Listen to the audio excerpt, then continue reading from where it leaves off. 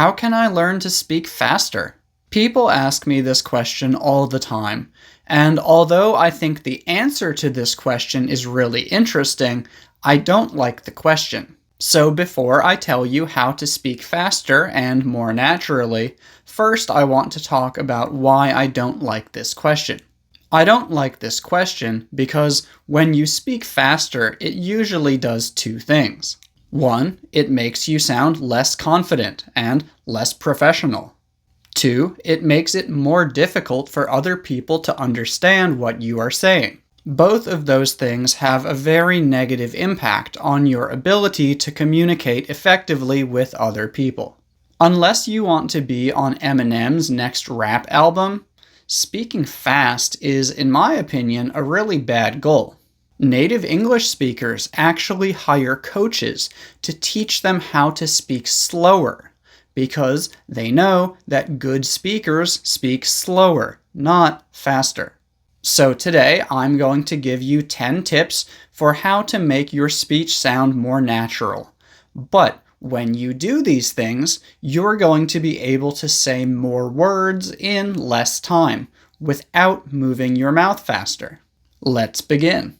First, we've got some very common words that can be pronounced two different ways. They can be stressed, which means that we focus on pronouncing them very clearly, and they can be unstressed, which means that we do not focus on pronouncing them very clearly. Today, we're going to look at to, do, can, for, and or. To is almost always pronounced t. Do, when it's not the main verb, is almost always pronounced d. So basically, do is only pronounced do when it is before an object or at the end of a question. This example includes the unstressed pronunciation of to and both pronunciations of do. Listen carefully. What do you want to do? When can is before a noun or a verb, we almost always pronounce it more like can, not can. We usually only say can clearly like that when we are answering a yes-no question. For example, yes, I can. Listen carefully to these two examples. I can speak English. Can you help me with this? For is often pronounced fur. I usually only say for clearly like that when it is at the end of a sentence. For example, I don't know what he wanted it for, but usually I say it for. For example, it's for my mom. The same thing is true for or. Most of the time, in natural speech, we don't say or, we say er. For example, would you like one or two? The next thing that we're going to talk about is connecting similar consonant sounds. When you have one consonant sound at the end of a word and the same consonant sound at the beginning of the next word, you can use that sound to connect the two words. Instead of saying, he's a big guy, you can say, he's a big guy. Instead of saying bad dog, you can say bad dog. Instead of saying hey you can say hey you. 3. When you have a consonant sound at the end of one word and a vowel sound at the beginning of the next word, you can also use this to connect the words. Instead of saying what's up, you can say what's up. Instead of saying whose is it, you can say whose is it.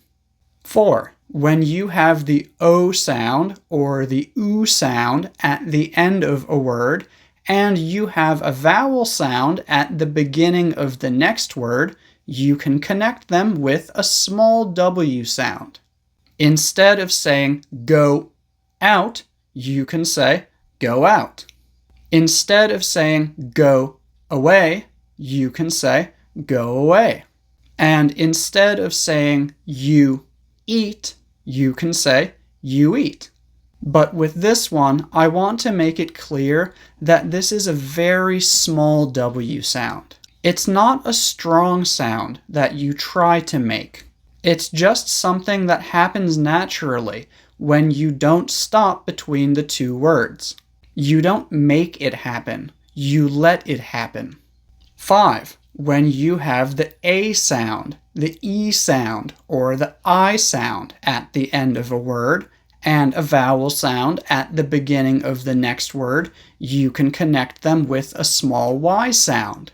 Instead of saying, I agree, you can say, I agree. Instead of saying, he asked, you can say, he asked. And instead of saying, she understands, you can say, she understands. And again, this is a very small Y sound. You don't try to make the Y sound happen, you just let it happen. 6. When a word ends with a B, D, G, K, P, or T sound, and the next word starts with another consonant sound, don't release the air on the B, D, G, K, P, or T sound. Instead of saying used to, you can say used to. Instead of saying eat that, you can say eat that. Instead of saying good job, you can say good job. 7. And this one is a bit similar to number 6. Instead of saying did you can say did you. You can also do this with could you and would you. Did you? Could you? Would you?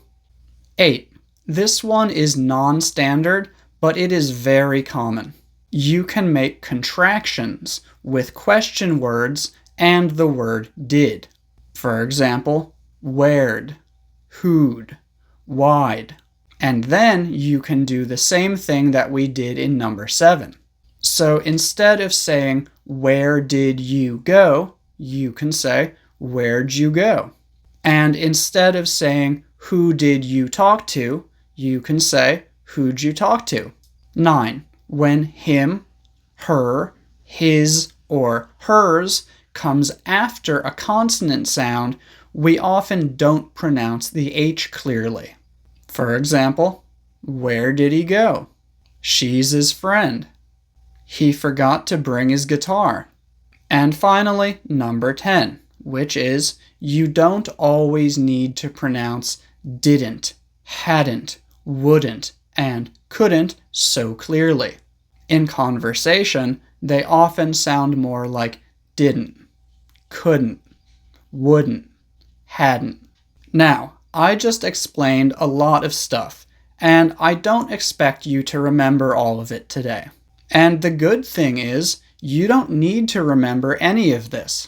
If you just listen to native English speakers every day and repeat the things that you hear, you will start to do these things automatically, because these are things that almost all native English speakers do.